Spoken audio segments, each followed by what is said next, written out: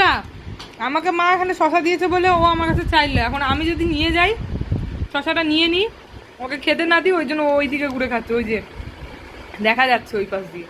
খাওয়া হয়ে গেলে এখন আবার আমার কাছে দিব, এক পিটি দিব। এই চাটে না বিছানায়, মামা চাটে না, মা বিছানায় বসো বসো বসো বসো। তোমারটা খাওয়া হয়ে গেছে, এবার আমারটা চাইতে আসবে না, তুমি যাও। আমিও দিব না, আমি ওইদিকে ঘুরে খাবো, আমিও ওইদিকে ঘুরে খাবো, আর তোমাকে দিব না আমি।